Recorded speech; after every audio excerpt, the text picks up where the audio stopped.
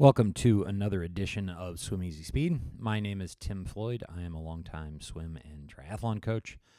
And the video I'm going to take you through today is on, it's one of the Freestyle Fundamentals series on sculling.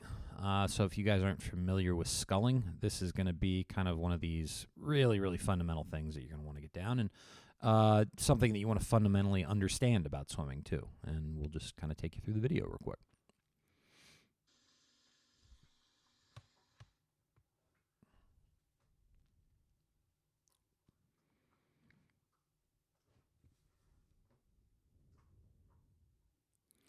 So this is basically sculling. There's a couple different ways you can do it.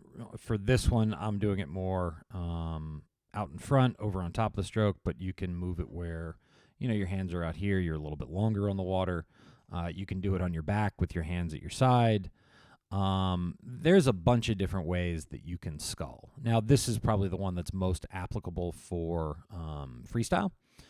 And you know, effectively what we're doing is we're breaking the stroke down into very, very fundamental kind of components of it. And, you know, you've heard, I don't know if you guys maybe have heard of swim coaches talk about feel for the water. That encompasses a wide range of things, but primarily it encompasses this. So this right here, kind of this ability to hold on to the water and put a lot of pressure on the water and maintain kind of an even kind of body position in the water.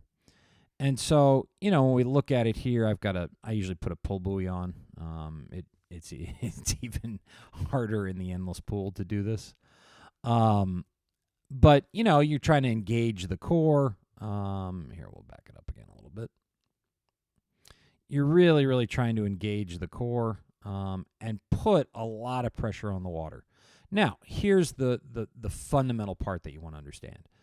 As you're kind of holding that water, putting a lot of pressure on the water as you're moving it back and forth, and you're generating lift in the water. So it's lifting up the body. When you do that, you're also generating forward momentum. So I am not pulling, I am not pushing any water really back at all.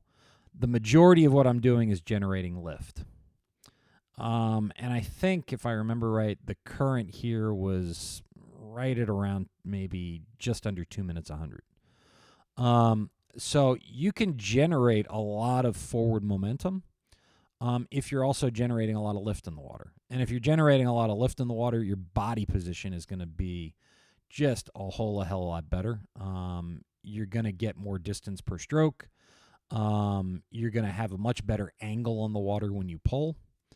And that all comes from that ability, particularly in some of the finer points of this that you're going to want to watch, is like right there at that turn. That's where it's easy to slip water and just let go of the pressure. And what you want to do is make sure that you're really holding it all the way through, that there is pressure on your hands the whole time, and that it's connected to your core. So we really want to make that connection between the pressure on our hands and that lift that we're generating and the core. And when we start to do that, you're going to start to see it really impact your swim stroke for the better. So here it is a little bit in slow-mo. You know, again, we want to work on that high elbow. That's where all the pressure is going to come from. You know, you keep that armpit open and really get on top of the water and on top of the stroke. So that would be, you know, one of these other freestyle fundamentals.